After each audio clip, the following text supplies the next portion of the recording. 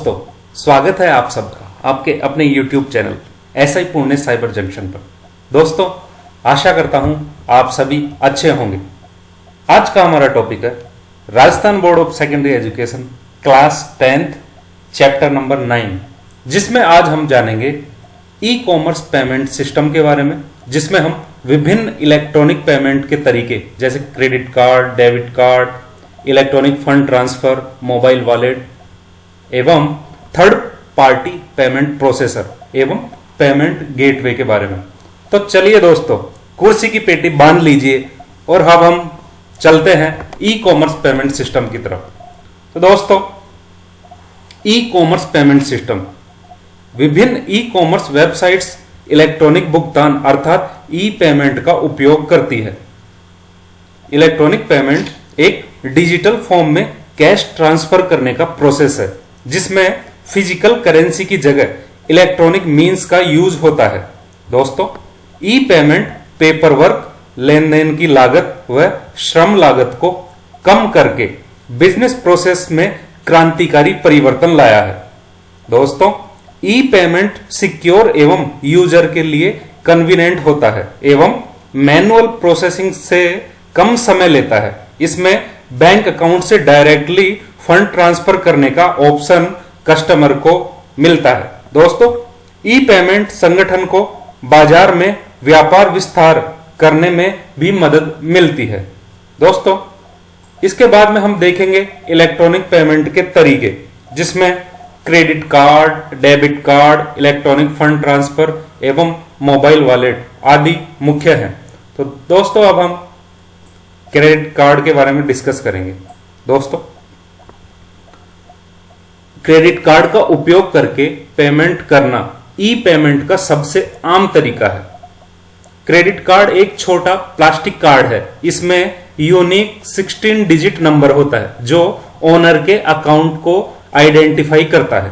दोस्तों, credit card किसी credit card में जारीकर्ता बैंक द्वारा दिया जाता है। दोस्तों, इसमें एनकोडेड मैग्नेटिक स्ट्रिप होता है जो क्रेडिट कार्ड होल्डर के फाइनेंशियल डिटेल्स को स्टोर करता है। क्रेडिट कार्ड में एक सिक्योरिटी चिप भी होती है जो ट्रांजैक्शन के लिए एडिशनल प्रोटेक्शन प्रोवाइड कराती है। दोस्तों, क्रेडिट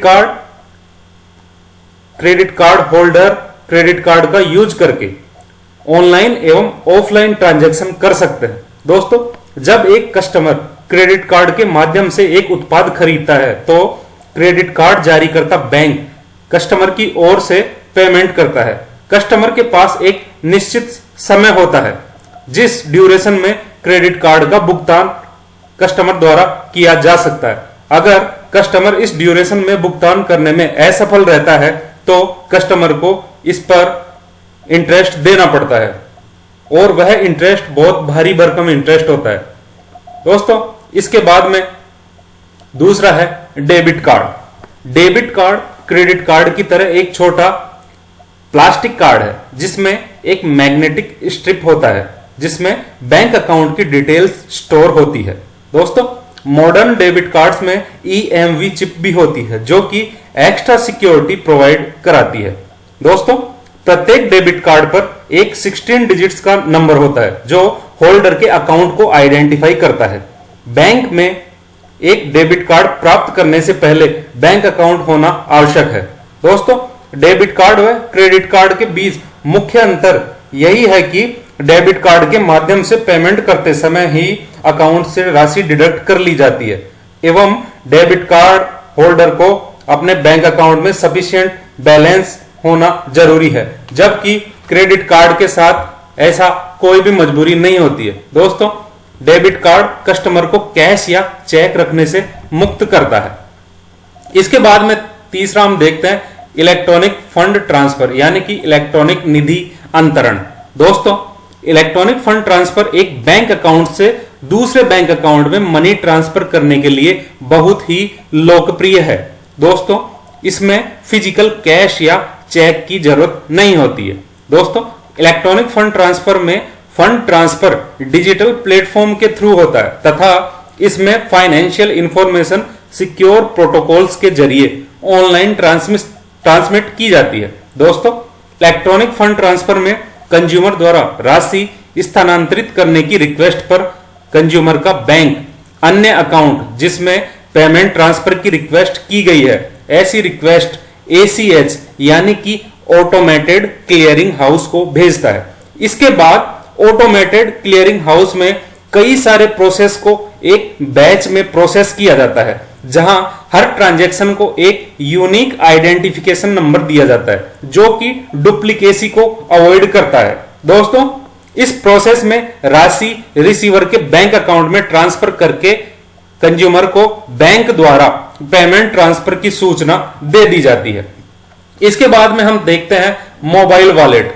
दोस्तों, मोबाइल वॉलेट एक डिजिटल टूल है एवं पारंपरिक वॉलेट का डिजिटल संस्करण है जो कि किसी भी इलेक्ट्रॉनिक डिवाइस में स्टोर की गई वर्चुअल करेंसी यानी कि डिजिटल कैश को मैनेज करने में मदद करता है।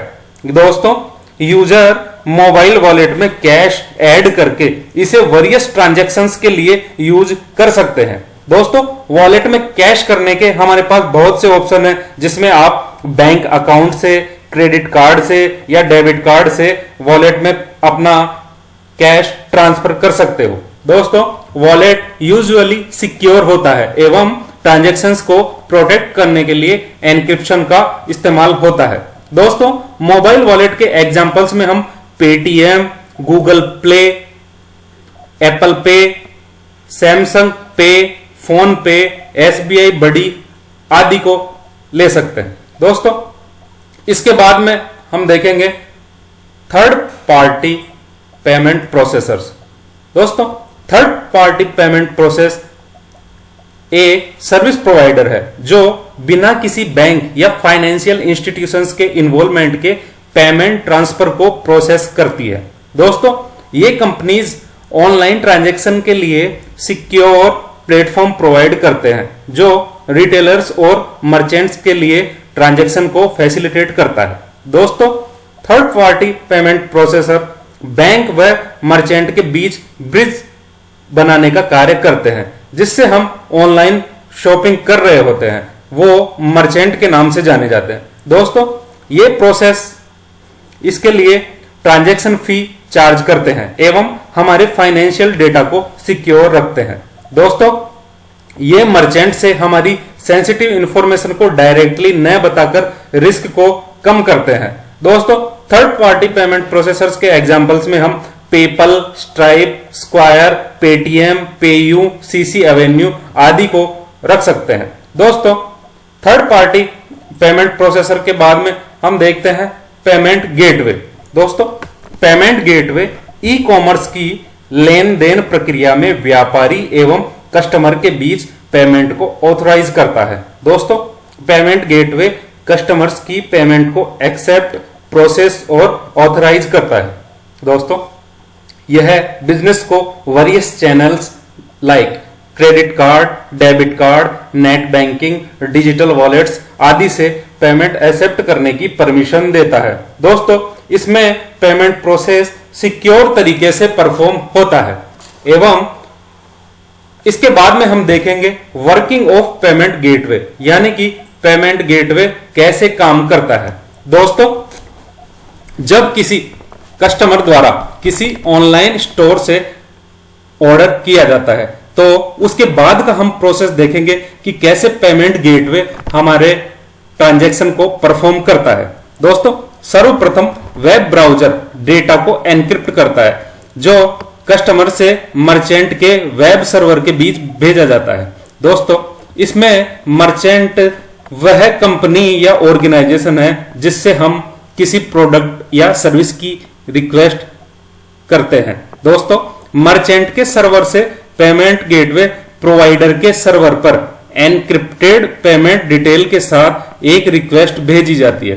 दोस्तों, इसके बाद पेमेंट गेटवे प्रोवाइडर अब बैंक या क्रेडिट कार्ड कंपनी से कनेक्ट करता है एवं पेमेंट डिटेल को उन्हें फॉरवर्ड करता है। इसके बाद में बैंक पेमेंट डिटेल्स को वेरीफाई करता है एवं वह अपने स्तर पर जो भी ऑथराइजेशन करना है एवं जो भी प्रोसेस फॉरवर्ड करना है वो प्रोसेस करता है। दोस्तों, बैंक यह देखता है कि यह ट्रांजैक्शन ऑथराइज हो सकती है या नहीं।